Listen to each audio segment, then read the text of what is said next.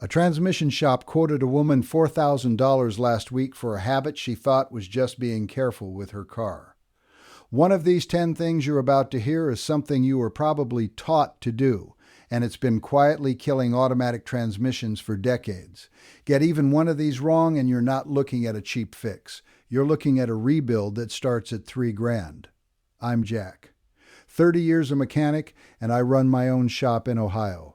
And I've replaced more transmissions killed by these 10 habits than any other cause that walks through my bay door. Number 10. Shifting into reverse or park before the car has fully stopped moving. Here's what's actually happening under the floor when you do this. Inside that transmission, there's a small hardened piece of metal called the parking pawl, a little tooth that drops into a gear on the output shaft to lock the wheels when you put the car in park. It's designed to engage when the vehicle is sitting still. When you slam it into park while you're still rolling backward at 2 or 3 miles an hour, that pawl is trying to catch a gear that's still spinning. Something has to give, and it's usually the pawl itself or the notch it's supposed to catch. Same story with reverse while you're still coasting forward. You're asking a set of clutch packs and bands to instantly reverse the direction of a transmission that's still in motion, and that shock loads the internals hard. In dollars, this one sneaks up on people.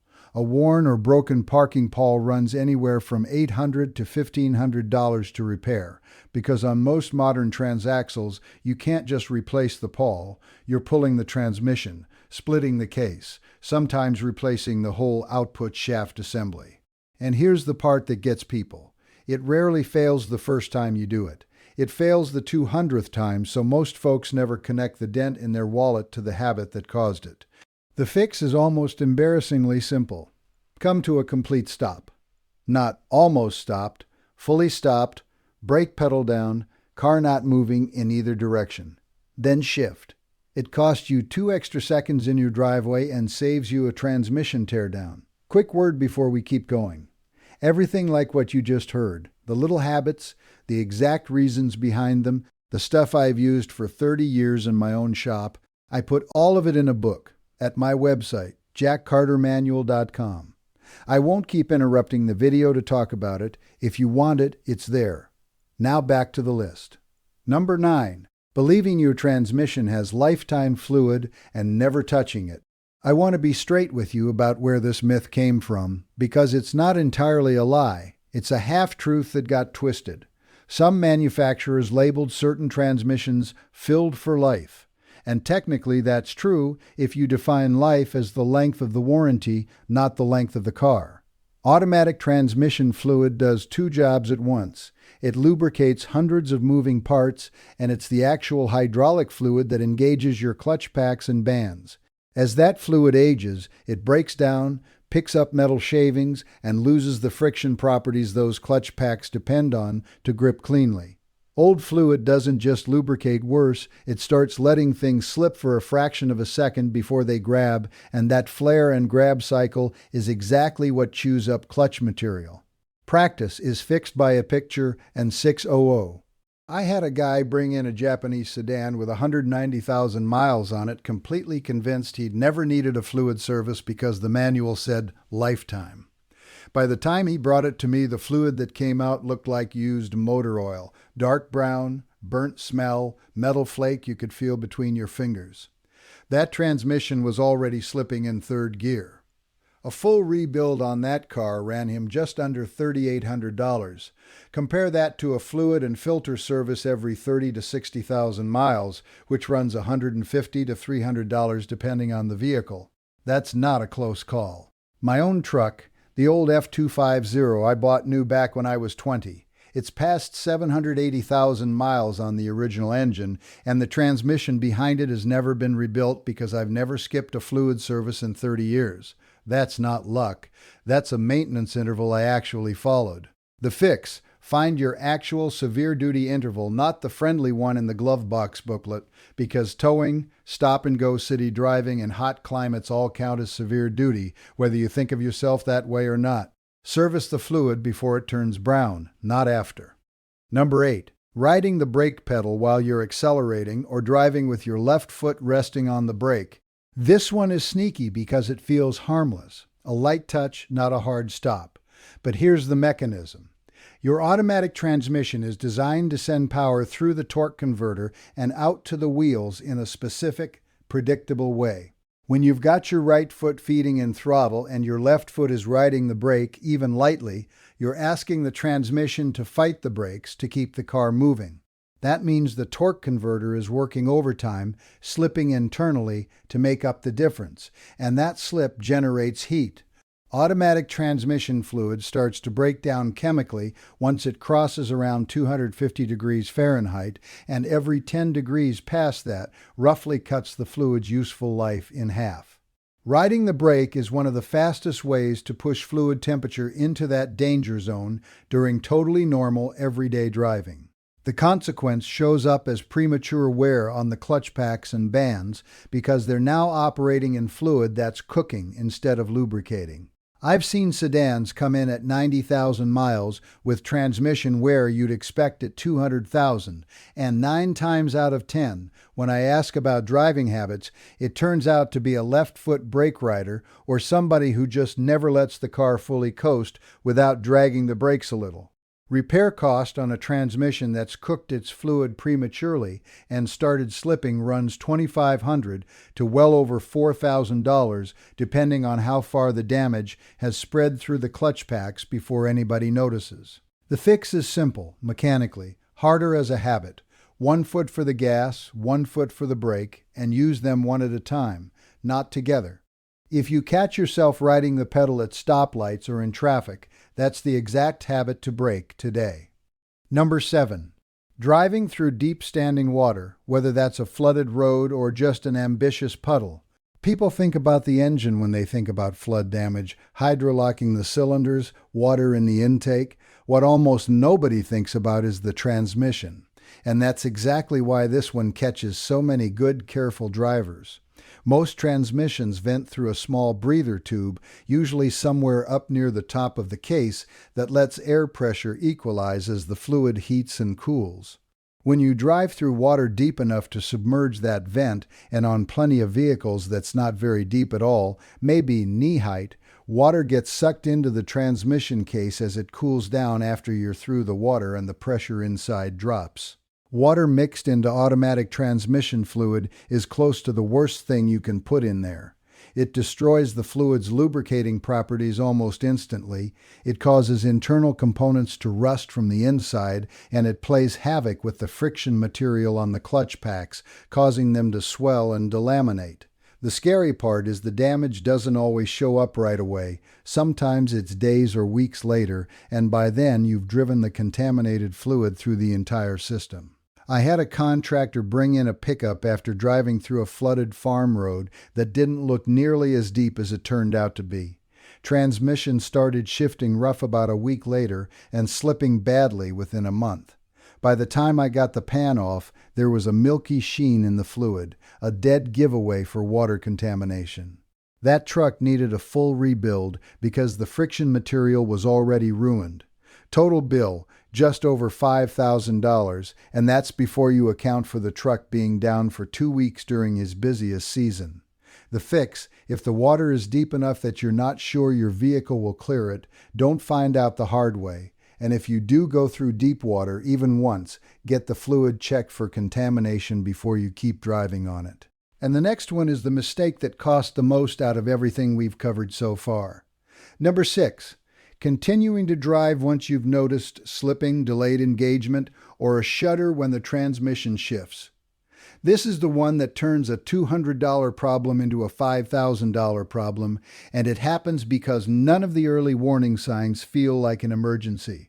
A slight delay when you shift from park into drive, a shudder around 35 or 45 miles an hour that you can feel through the floor. A moment where the engine revs slightly before the car actually responds. None of that stops you from driving. All of it feels minor enough to ignore, especially if it only happens once in a while at first. Here's the mechanism behind why it gets worse fast, not slow. Those symptoms almost always mean a clutch pack or band is already slipping under load instead of locking in cleanly. Every time it slips before it grabs, it generates heat and wears a little more friction material off that clutch. Worn friction material means more slipping. More slipping means more heat and more wear. That's not a straight line, it's a curve that gets steeper the longer you ignore it because the transmission is now damaging itself every single time you drive it. I had a woman driving a minivan who told me the shudder had been happening off and on for a few months before she brought it in because it never seemed bad enough to stop what she was doing. By the time I had it on the lift, 2 of the clutch packs were essentially cooked, and metal contamination had spread through the whole hydraulic circuit, which meant the valve body needed attention too.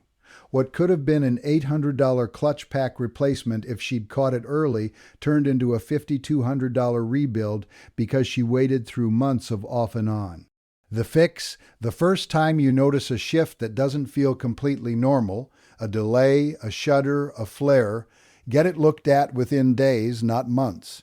Early transmission wear is fixable. Late transmission wear is a rebuild. Number 5. Using the wrong type of transmission fluid.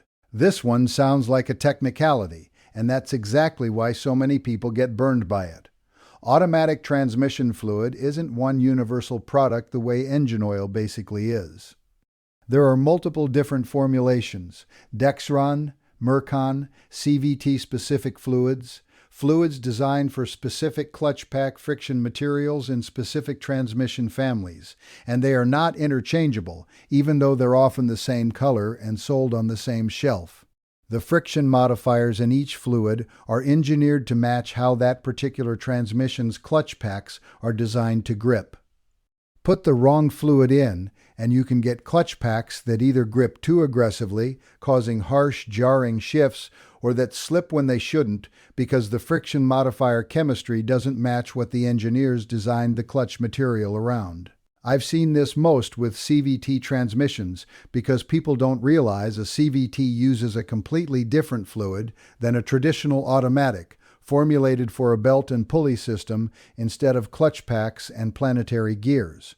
Put standard automatic transmission fluid in a CVT and you're looking at belt slippage, pulley wear, and in bad cases, complete transmission failure because the fluid simply isn't doing the job it's chemically designed to do. I had a customer top off her own CVT-equipped crossover with a quart of whatever was cheapest on the shelf, not realizing CVT fluid is a completely different animal. Within 4,000 miles, that transmission was shuddering under acceleration and eventually wouldn't engage cleanly at all. Because CVTs don't tolerate wrong fluid the way traditional automatics sometimes limp along for a while, that repair turned into a full transmission replacement, just under $6,000 on a car that was otherwise in great shape. The fix: never guess, and never let anyone else guess either. Check your owner's manual or the fluid fill cap for the exact fluid specification, and if a shop tells you it's all the same stuff, that's your cue to ask more questions or walk away. That right there is one habit out of 101, every one of them laid out so you know exactly what your car actually needs, instead of guessing at an interval and hoping for the best. 101 habits to get your car past 500,000 miles, even if you've never opened a hood in your life. It's all in my book at jackcartermanual.com, and it costs less than an hour of shop labor. All right, back to the list. Number 4. Continuing to drive after you smell burning fluid or the transmission temperature warning comes on. By the time you're smelling burnt transmission fluid, something inside that case has already crossed a line most drivers don't realize exists. Fresh automatic transmission fluid smells faintly sweet, almost like a mild petroleum smell with a hint of something floral. Burnt fluid smells sharp, acrid, almost like scorched varnish. And that smell means the fluid has been cooked past its breakdown temperature, which means the friction material inside the clutch packs has likely started burning too, not just the fluid around it. Some newer vehicles will throw an actual transmission temperature warning on the dash before things get catastrophic. Both of those signals mean the same thing. Stop driving on it. Now. Not after you finish your errands. The mechanism that makes this the point of no return is that burnt friction material doesn't recover. Once clutch material has glazed or charred from overheating, it can't grip properly again, no matter how much fresh fluid you add afterward. Adding fresh fluid to a transmission that's already burned its clutches is like changing the oil in an engine that's already spun a bearing. It doesn't undo the damage that's already happened. And now you've got a mix of old burnt material circulating with new fluid, which can clog the valve body and cooler lines too. I had a family drive nearly 45 minutes on the highway after noticing a burning smell, because they were trying to get home before dealing with it. By the time that SUV reached my shop, the transmission wouldn't hold gear at all above 40 miles an hour. Full failure, mid-drive, on a highway on-ramp. What might have been a clutch pack only repair if they'd pulled over immediately turned into a complete transmission replacement because the burnt material had circulated everywhere, including through the cooler lines that run out to the radiator. Total cost including towing, just over $7,000. The fix. A burning smell or a temperature warning is not a finish your trip and deal with it later situation.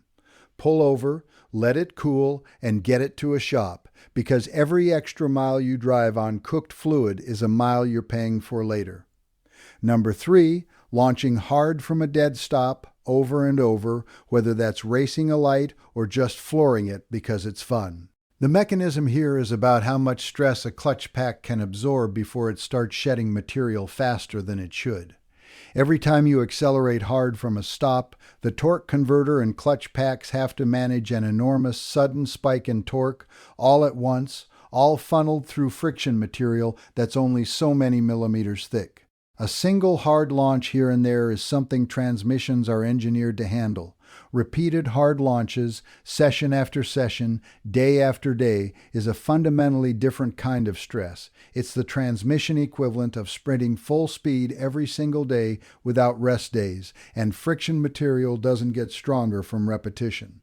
It gets thinner. The dollar consequence here is almost entirely about how fast the clock runs out on those clutch packs. A transmission that would normally hold up fine for 150,000 miles under normal use might start slipping at 70 or 80,000 miles under a steady diet of hard launches because the friction material simply wore away twice as fast. When it finally lets go, you're not looking at a small repair because by the time a clutch pack fails from cumulative heat stress, it's usually taken metal shavings and debris through the rest of the hydraulic system with it, meaning a rebuild rather than a single component fix, typically $4,000 to $7,000 depending on the vehicle. The fix. Enjoy your car, but understand that repeated hard launches are a direct trade against the life of your transmission, not a free thrill. If it's something you do often, budget for it, because your transmission is quietly budgeting for it too, in where you won't see until it's already failed. Number 2, sitting for long stretches in drive instead of shifting to park or neutral, especially at long lights, drive-throughs, or train crossings. This one surprises people because it feels like the opposite of hard driving. You're just sitting there, foot on the brake, doing nothing aggressive at all. But when your automatic transmission is in drive and the car isn't moving, the torque converter is still trying to transmit power to wheels that the brakes are holding still. That's called stall speed operation, and it's one of the highest heat conditions a torque converter ever experiences because all that engine power has nowhere to go except into heat dumped straight into the transmission fluid. A car idling in drive at a long light can push transmission fluid temperature up faster than a car actually being driven down the highway. Do this for 30 seconds at a normal light, and it's nothing. Do it for 5 or 10 minutes at a long train crossing, in a drive-through line, or waiting to pick up your kids with the engine running the whole time, and you're repeatedly cooking the fluid in exactly the way we talked about a few minutes ago. Except now it's happening while you're sitting perfectly still, which is exactly why nobody suspects it. Over months and years, that repeated heat cycling breaks down fluid faster than your maintenance schedule assumes, and it accelerates wear on the same clutch packs and bands everything else on this list is slowly destroying too. The fix. If you know you're going to be sitting still for more than a minute or two, a long train, a slow drive-through, waiting in a parking lot, shift to park or neutral. It takes your torque converter out of that heat-generating stall condition entirely, and it costs you nothing except moving your hand an inch. Number 1. Ignoring every one of these warning signs at once, and driving on a transmission that's already failing because it still technically moves the car. Here's the truth about automatic transmissions that most drivers never get told. They very rarely fail instantly. They fail in stages, and every stage gives you a window to catch it cheap. A slight shudder, a delayed engagement, a burning smell, a slip that lasts half a second longer than it should. Every single symptom on this list is the transmission telling you something specific is going wrong, and every single one of them is still a fixable, affordable repair if you catch it in that window. The danger isn't any one of these mistakes in isolation. Plenty of transmissions survive an isolated mistake. The danger is stacking them, ignoring the fluid, riding the brake, launching hard, sitting in gear at every light, and then driving through every warning sign because the car still technically moves. By the time a transmission fails completely, no forward gears, stuck in one gear, or a total loss of drive on the highway, you've usually blown past every single one of those cheaper windows. At that point, you're not looking at a component repair. You're looking at a full rebuild or a full replacement. And depending on the vehicle, that number can run anywhere from $4,000 to well past $8,000, sometimes more than the car itself is worth on a trade-in. I had a guy come in towing his own car on a trailer. Transmission completely seized. No warning lights ignored on purpose. He told me flat out he'd noticed the shudder, the smell, all of it, over about a year, and kept telling himself he'd deal with it next month. Next month turned into a full transmission replacement on a car that was otherwise mechanically sound for more money than he'd paid in fluid services over the entire life of the car combined, several times over. The fix, and this is the whole lesson, every symptom on this list is cheap to fix early and brutally expensive to fix late. The habits that keep a transmission alive aren't complicated. They're just consistent. If there's one thing worth carrying out of this video, it's that your transmission almost never fails without warning you first. The failure isn't the surprise, ignoring the warning is. Every habit that kept my truck alive past 780,000 miles is in the book at jackcartermanual.com. Go grab it. What's the worst transmission repair bill you've ever been handed? And looking back, did you see the warning signs before it happened?